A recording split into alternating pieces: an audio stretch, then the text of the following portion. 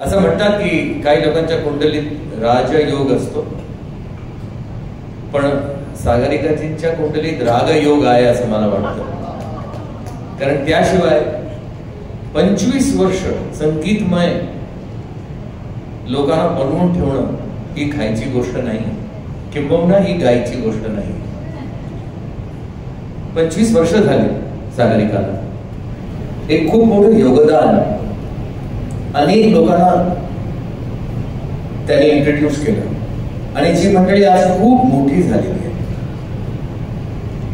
आणि नवीन लोकांना एक वेगळा हुरूप येतो की आम्हाला सुद्धा काहीतरी मौका मिळेल, आम्हाला सुद्धा कुठेतरी संधी मिळेल आणि आपण पण काहीतरी करण्याचा प्रयत्न करू. या आपल्या महाराष्ट्रात काय आपल्या भारतात असे अनेक जण आहेत जे आपापल्या कारकिर्दीत व्यस्त आहेत, पण त्यांच्यामधला टॅलेंट अजूनही काही असू शकतो याची कल्पना लोकांना नाही.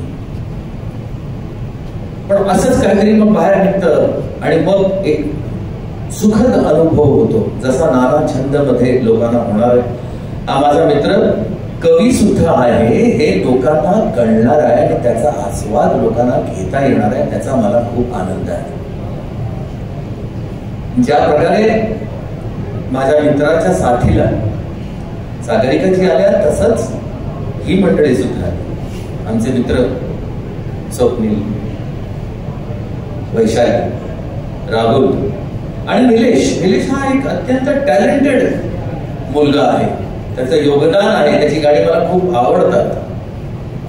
तर अशा प्रकारचं काहीतरी नव्यानं लोकांच्या समोर येणं, कुणाला तरी एका अतिशय टॅलेंटेड माणसाला, ज्याचं टॅलेंट लोकांना माहिती आहे, त्याला सुद्धा स्वतःला रिडिस्कवर करता येतं आणि स्वतःला रिइन्व्हेंट करता येतं. ही खूप मोठी गोष्ट आहे कलाप्रेमी लोकांकरता आणि तुझा अभिमान आहे.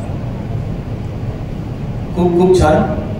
असेच तुमची वर्ष अजून पुढे जात राहा, असेच तुम्ही लोकांना इंट्रोड्यूस करत राहा आणि असाच आनंद सर्वांना देत राहा. तुम्हाला आणि विक्रम, तुला अनेक शुभेच्छा आणि शुभाशीर्वाद. सर्वांना नमस्कार. आणि आता जी सीडी निघणार आहे त्याच्यात ज्यांनी ज्यांनी गायला आहे, ज्यांचं योगदान आहे, त्या सर्वांना माझे कॉंग्रॅच्युलेशन्स. मला एकच सांगायचं होतं की 89 मध्ये माझी बहिणाबाईच्या गाण्यांची सीडी निघाली आणि त्यावेळी मी खूप गात होते आणि त्यावेळी बिलनची नागिन फार फेमस झालं होतं.